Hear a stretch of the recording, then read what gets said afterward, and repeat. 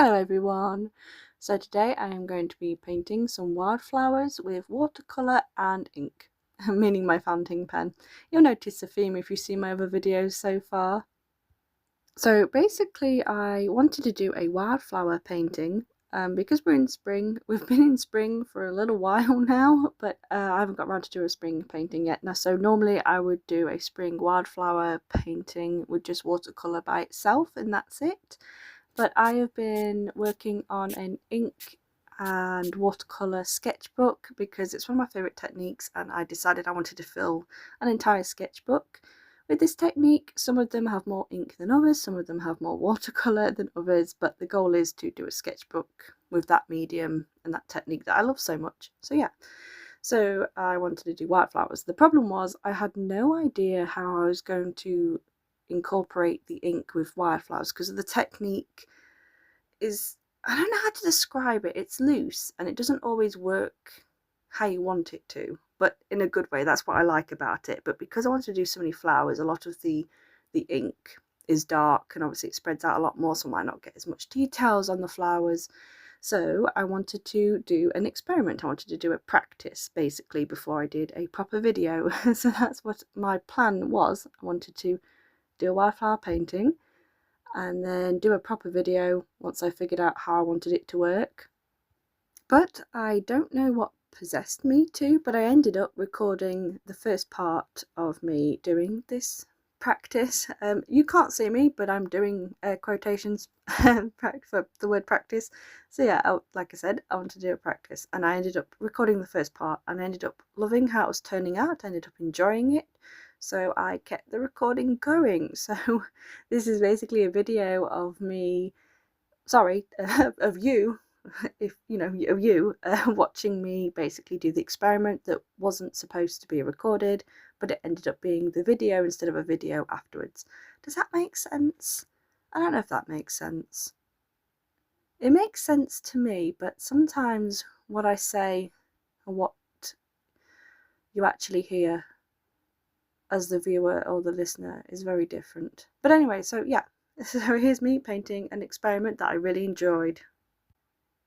So now with the intro basically being, I say intro, I've been talking for like 2 minutes. Let's actually get onto the painting, which I have already started.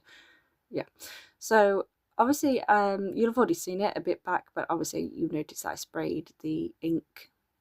I sprayed the ink on the page. I haven't done this in the sketchbook before yet. This is the first time I did my technique where I used a spray bottle to spray it, which at the time, and now I'm happy about it, but at the time I wasn't happy with that decision because obviously you can see that it spread the ink out, and I didn't really know how to work that. And another problem that I didn't think about until obviously I was painting was that I need to pick up some more refills for my watercolour palette, some of my favourite colours. Also, I wanted this painting to be a bit more bright. I wanted more bright colours for the flowers, like some pinks and stuff. And I didn't have any bright colours left in my watercolour palette that I tend to keep on my desk because it's my go-to watercolour palette. So I did end up using a couple of colours from my Phoenix watercolours. And here's the problem, I can't tell you what colours they are because it came with a swatch card which I lost down the back of my table, and I would have to take out all of my books, all of my art supplies, my manga to get behind the table, and I'm just not ready for that. So yeah, unfortunately I might have to look online maybe to find out what colours I used, but the problem is I didn't put it in the frame.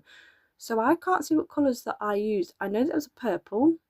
I believe the red that I used is called Scarlet Lake, but I could be wrong. But I do remember that there is a Scarlet Lake in that set because I love the name so much. So yeah, I know I used that colour at least.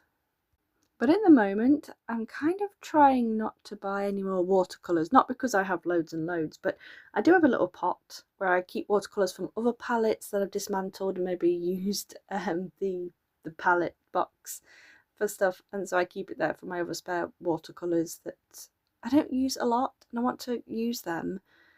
And I also want to treat myself to professional watercolours, because I realise that I've been painting with watercolours, I want to say for 8 years now.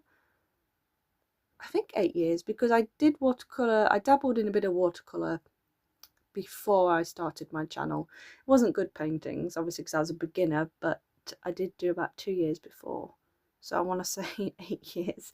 But I've never actually used artist grade slash professional watercolors, and I want to try them, but I don't know, I want to kind of maybe justify getting expensive professional watercolors for myself.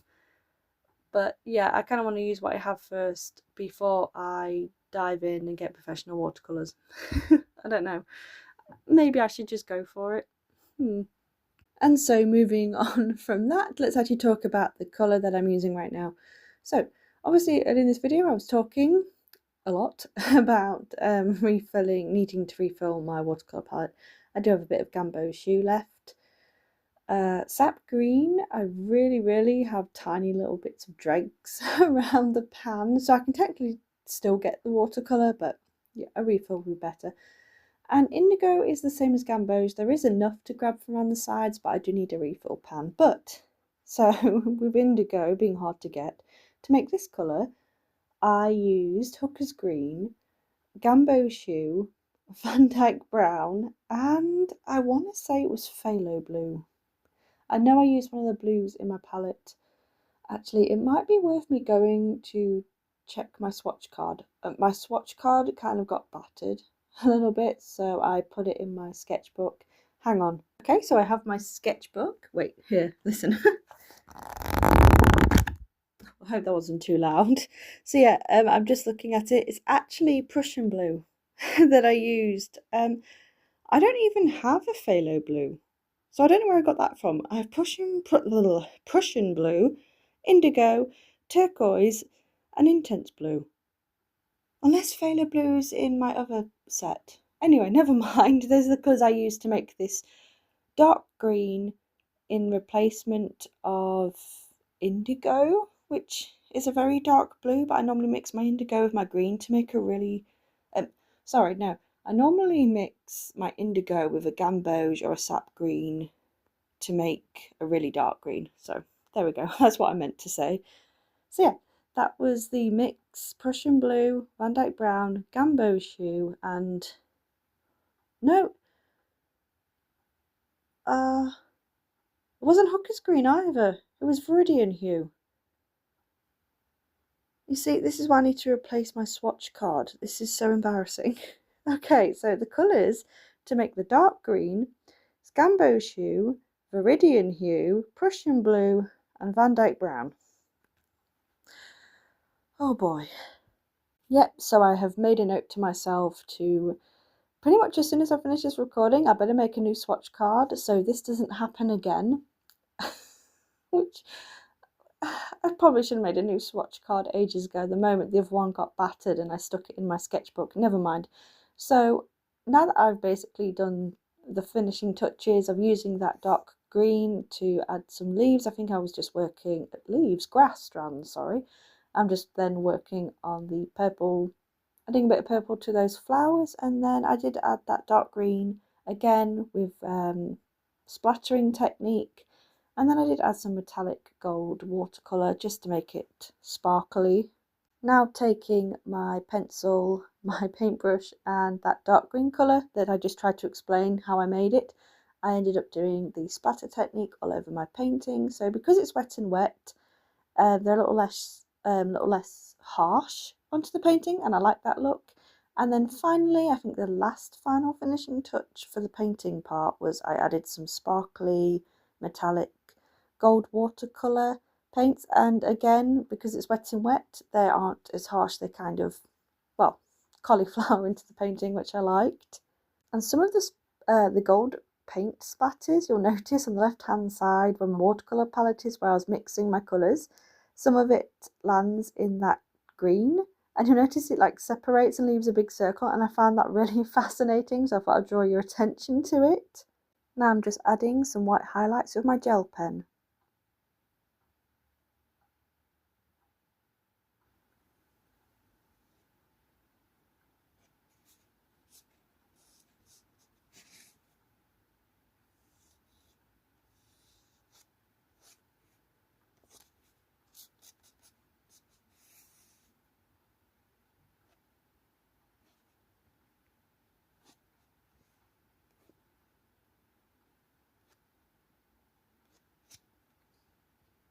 And I'm just showing you a close-up of the painting, and I loved how this turned out. And thank you all so much for watching, and if you stayed listening to me talk, well done. Bye.